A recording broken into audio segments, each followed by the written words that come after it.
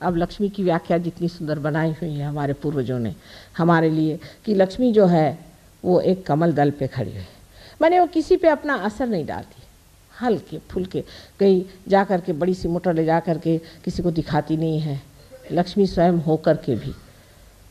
और एक हाथ उनका दान और एक हाथ उनका आश्रय में होता है, इससे वो लोगों को दान देती हैं और एक हाथ से आश्रय देती हैं। और दो हाथ ऊपर में जिसमें है, जिसमें कि दो हाथ में कमल हैं गुलाबी रंग के। गुलाबी रंग का लक्षण होता है कि उनके हृदय में प्रेम है सबके प्रति। इस कमल का ये अर्थ होता है कि ये कमल में अगर भंवरा जिसके अंदर इतने कांटे होते हैं और काला कभी न आकर के भी उसमें बैठ जाए तो भी वो अपने अंदर उसे समा लेता है, अपनी सुंदर शैया पे सुला लेता है। वही लक्ष्मीपति हो सकता है जिसमें ये गुण हैं, लेकिन पैसे वाला मैं उसको लक्ष्मीपति नहीं मानती। अगर किसी गधे के ऊपर अगर आप रुपया टांग दीजिए तो क्या वो लक्ष्मीपति हो सकता है? लक्ष्मीपति होने के लिए कम से कम ये 4 गुण मनुष्य में होने चाहिए। इस तरह की लक्ष्मी जो है फिर जागते जागते महालक्ष्मी तत्व को आती है, तब मनुष्य खोजने लग जाता है, और जब वो खोजने लग जाता है तब वो ऊपर की ओर उठता है। जिस वक़्त वो उठता है तब श्री जगदम्बा जो है वो हमारे हृदय चक्र में रह करके अकेली सब दुष्टों से जो जो ऐसे साधकों को सताता है उन सब का खंडन करती है, मार डालती है, उनको निपात कर देती है, खत्म कर देती है। उसको किसी से डर नहीं लगता। और खड़े होकर के आपको आश्चर्य होगा कि कल परसों तो मैंने तांत्रिकों पे ही कहा था, लेकिन 1973 में 1973 में हमारे यहाँ एक बड़ा कावजी जहांगीर हॉल है। मैंने खड़े होकर एक एक इन दुष्ट गुरुओं का नाम, कौन से राक्षस पहले थे, कौन नरकासुर था, कौन रक्तबीज था, कौन दूसरे असुर था, सबके नाम लेकर के कहा। तो हमारे पति के पास खबर गई कि इनको तो कल मार देंगे लोग पकड़ के। मैंने कहा मारे तो सही, हाथ तो उठाए मेरे ऊपर में, लेकिन किसी ने भी अखबार में या किसी ने भी किसी कोर्ट में जा कर के दलील नहीं की मेरे खिलाफ, क्योंकि सत्य थी बात। तो यहाँ जगदम्बा खड़ी होकर के अकेली और सारे दुष्टों का सामना करती है कि मेरे जो बच्चे परमात्मा को खोज रहे हैं वो पूर्ण आरक्षित ऊपर आ जाए, उनको कोई तकलीफ ना हो, कोई परेशानी नहीं, उसके आंचल में छिपे हुए वो ऊपर की ओर उठते चले। ये जगदम्बा का चक्र यहाँ पर बना हुआ। इसके बारे में मेडिकली इस तरह से समझाया जा सकता है कि हमारा जो यहाँ पर स्टर्नम नाम की हड्डी है यहाँ, जिसे स्टर्नम बोन कहते हैं। थोड़ी देर हो जाएगी, हर्ष तो नहीं? स्टर्नम नाम की एक हड्डी है और इस हड्डी में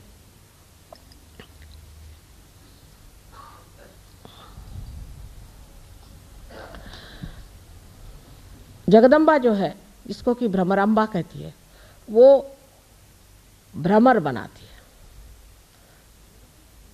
जिसको कि मेडिकल साइंस में what do you call them, antibodies, what do you call them in the medical science? Antibodies,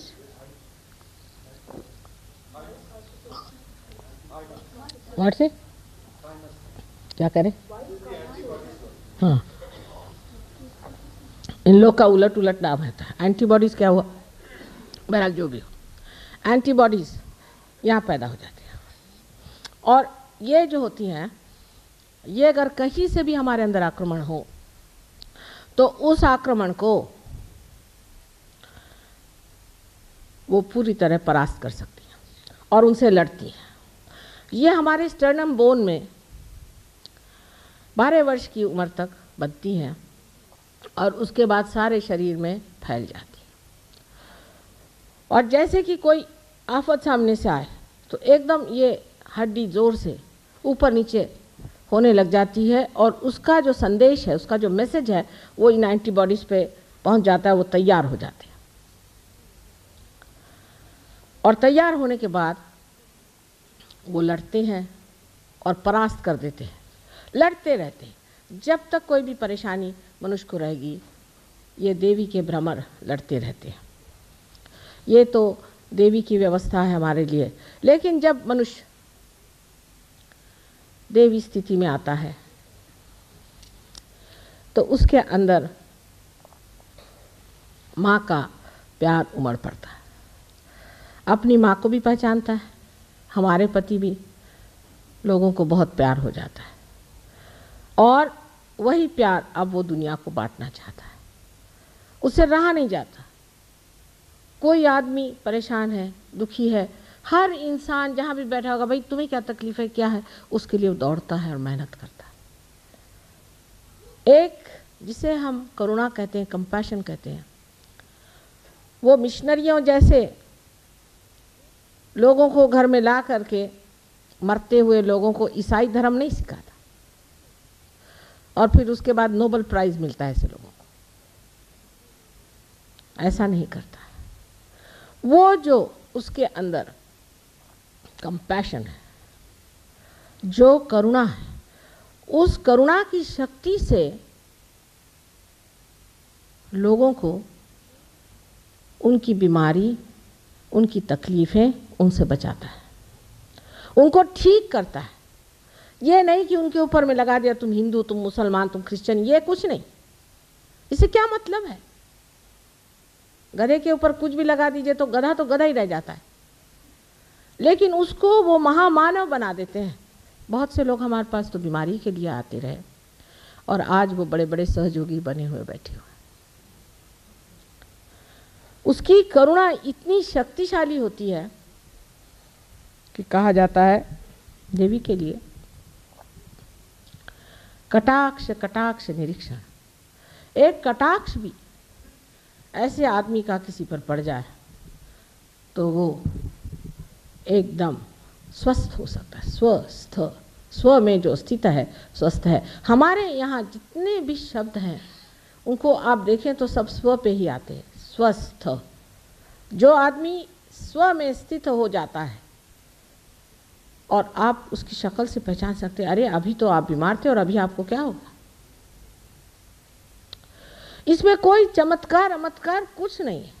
जो बात आप जानते नहीं है वो आपके लिए ज़रूर चमत्कार पूर्ण लगेगा, वो दूसरी बात है, लेकिन ऐसा कोई चमत्कार नहीं है। आपके अंदर ये सब चीज़ें हैं। जब कुंडलिनी जागृत हो जाती है तो आपके अंदर अपने आप ही स्वस्थता आ जाएगी। अब बहुत सी औरतों को आपने सुना है कि ब्रेस्ट कैंसर की बीमारी हो जाती है। ये क्यों होती है? वजह यह है कि पतिगर किसी तरह से स्त्री को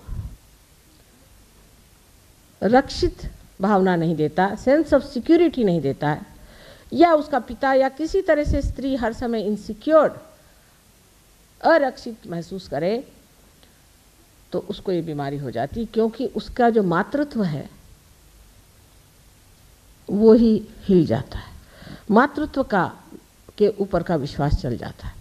जैसे कवि ने कहा है, हाय अबला तेरी यही कहानी,